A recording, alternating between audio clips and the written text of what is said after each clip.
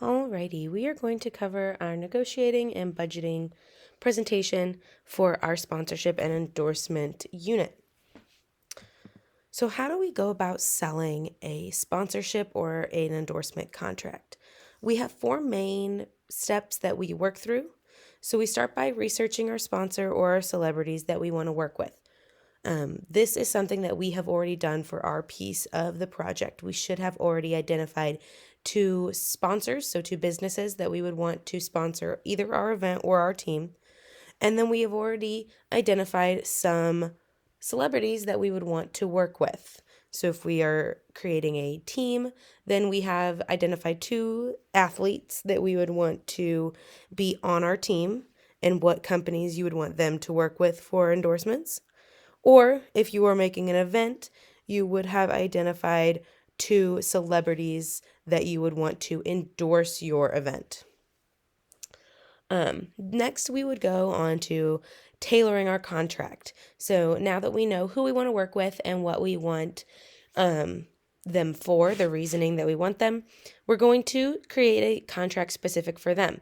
And we have already started this process on our graphic organizer. This was when we detailed out and bulleted out some of those contract agreements.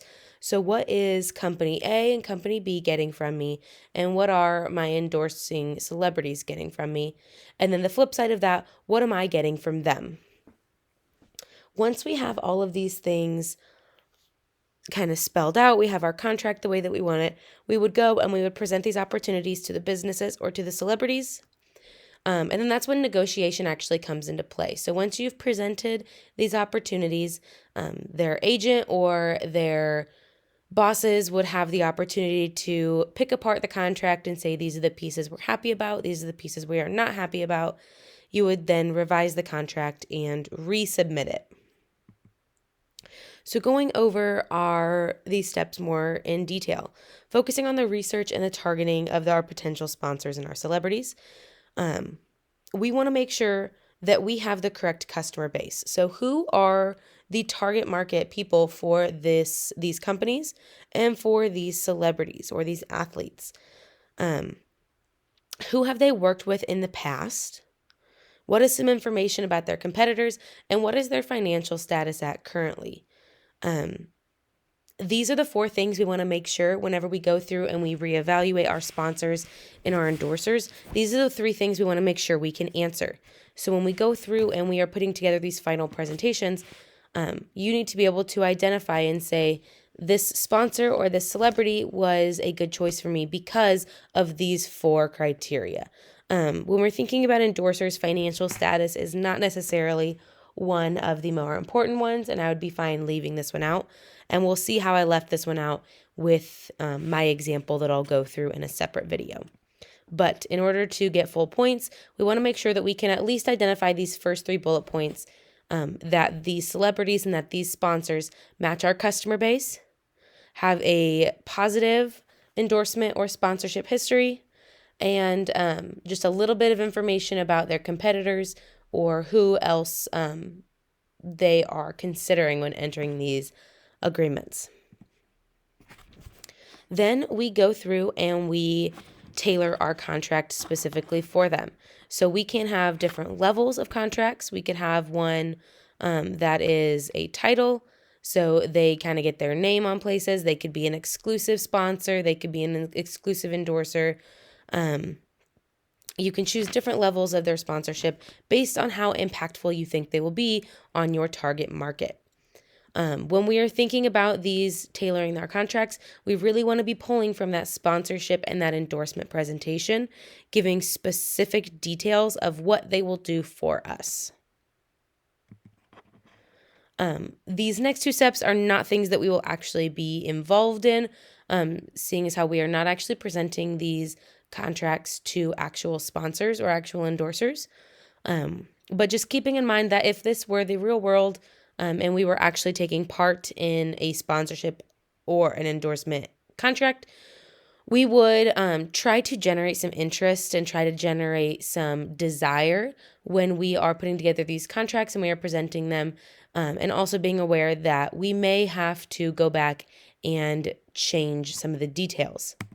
And that takes us into Step 4, where we revise and get some feedback, make some revisions, and then we finally go back, represent our contract in hopes to close the deal in a way to secure the money, to secure those endorsements, to secure our value in kind, whatever the details of our contract actually were. Another large piece of this project is going to be the budget. So we want to see this from two different perspectives. So when we're thinking about our budget, we want to think about what is the money that I will earn through these sponsorships, through ticket sales. We're going to be doing this to identify the money that is going to be coming in.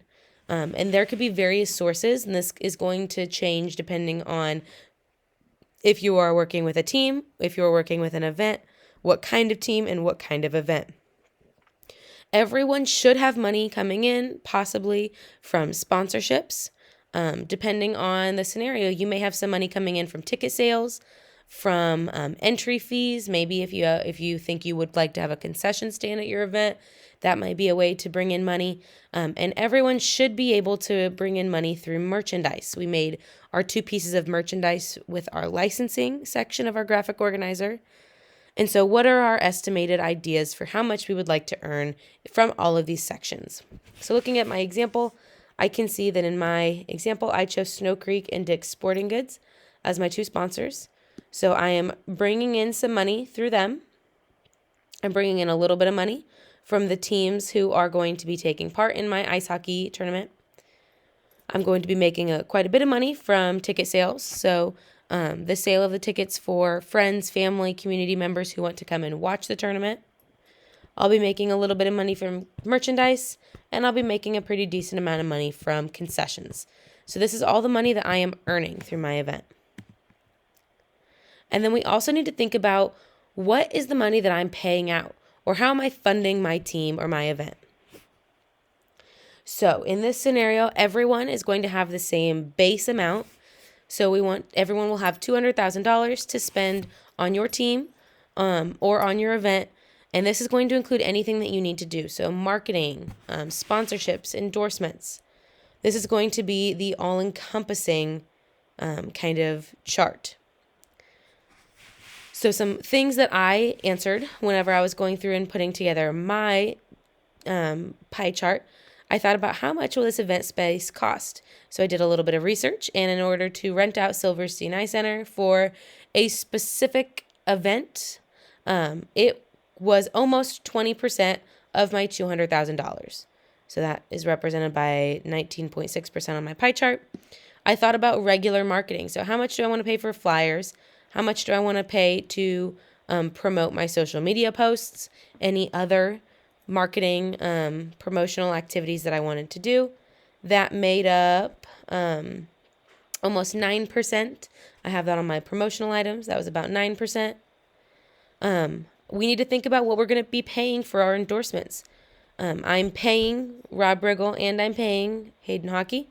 So together they make up about 30%, or I'm sorry, about 50% of my pie chart. And you can see that based on the contracts that I put together for them, and we'll look at this again in my example presentation, but I'm paying Riggle more than I'm paying Hockey.